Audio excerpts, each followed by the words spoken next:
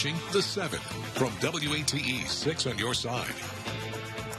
And hello, everyone. I'm Bo Williams. Welcome to The 7. Glad you're with us tonight. Let's get a look at the big 7 stories happening right now. And topping the list, area prosecutors coming together to stop a pipeline bringing drugs into our community. One end of that pipeline, Detroit, Michigan. The other, Knoxville and surrounding counties. Let's get you up to date. We've covered case after case over the years. That's the video you're seeing now. Drug arrests and shootings with victims or suspects linked back to Detroit.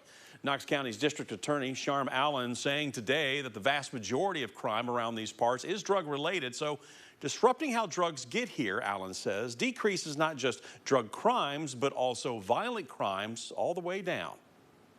Now, Allen, one of 5 district attorneys general participating in this effort, dubbed the 313 Initiative, 313 referring to Detroit's area code. The collaboration already up and running for 2 months now. Now, with agencies involved saying they've seized almost 42 pounds of meth, nearly 8 pounds of fentanyl and heroin, plus marijuana, prescription drugs, upwards of $100,000 in cash, and 29 guns, 4 of which stolen.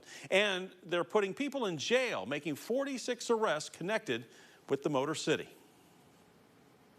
Today, to make a statement and to let those individuals from the 313 area code know that Knox County and the surrounding counties are no longer a place that you are welcome.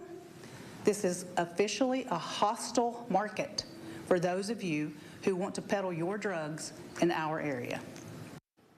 Allen adding today that drug trafficking goes hand in hand with gang activity in Knox County. So how does the 313 initiative work? Well, prosecutors say it's about collaboration between prosecutors and law enforcement, building cases to disrupt the pipeline. Part of that includes putting information and intelligence into a shared database rather than into individual case files for all the agencies taking part to see and use. Well, just today, authorities in Cobb County locked up 2 houses on Fox Chase Road in Newport as part of a drug investigation. The sheriff's office says one of the people who was arrested was from Detroit. And then think back to yesterday when we reported on the arrest of Jasmine Johnson, accused of bringing meth and fentanyl to Knoxville on a Greyhound bus. Johnson is also from Detroit, and according to court paperwork, she allegedly told investigators she had made similar runs in the past. Of course, we'll keep watching to see if the 313 initiative yields more results. Bogus dresses, shoes, purses, an example of a big black market industry, and our next big story for you tonight. We're following up on that odd scene that we captured earlier in the week. Mannequins and high fashion clothes hauled out of a Knoxville store. Brittany's purse and accessories. The Knox County Sheriff's Office saying its organized retail crime unit searched the store after getting reports of counterfeit items. Deputies saying it's the second search there since 2018, the last time for food stamp fraud. Court records from the investigation claiming that undercover detectives bought items at the store with labels like Nike, Gucci, and Louis Vuitton, which are believed to be fake. Now, the global market for counterfeit goods is estimated to run in the trillions of dollars. While it might mean customers getting a cut-rate purse with a luxury look, Myra Loveday, the director of retail strategies at UT's Rocky Top Institute of Retail, says there's real risks associated, from broken labor laws to possibly harmful materials.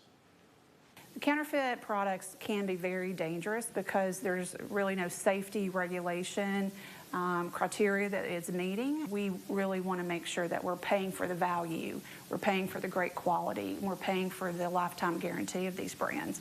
And if we're not doing that and paying for the luxury brands and the real products, then we are suffering by trying to take the cheaper route.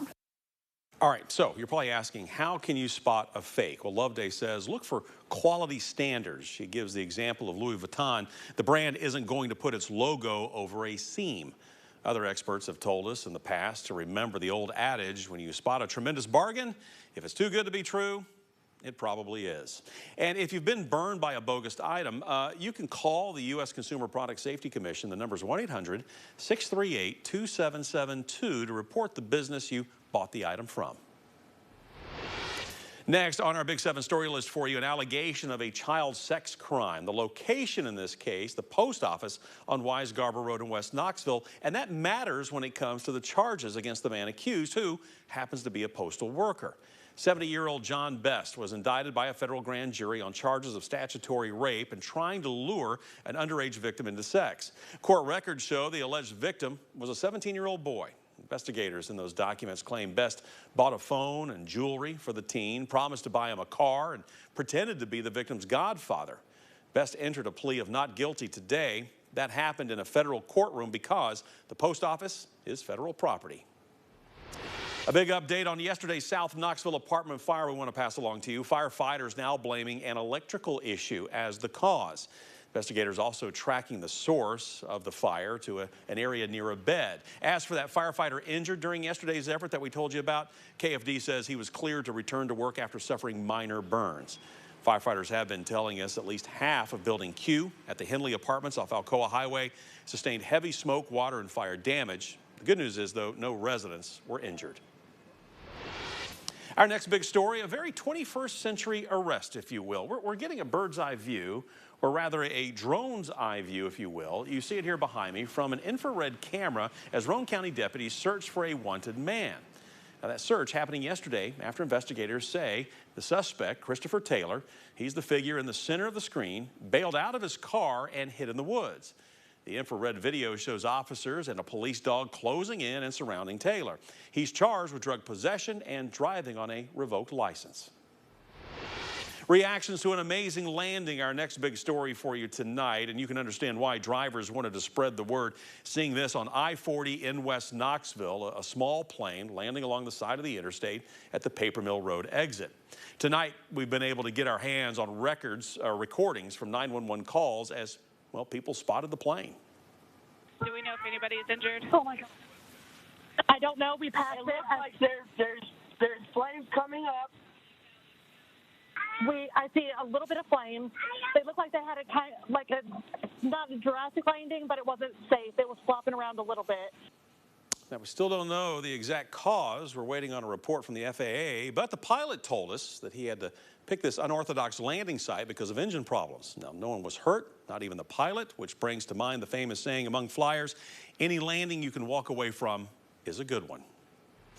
Our Big 7 at 7 story list ends tonight with potential changes to CAT bus routes. The ideas that they are tossing around are reflected in, well, maps like what you see here, dubbed the coverage concept. This option would keep fixed routes, but with service spread thinly.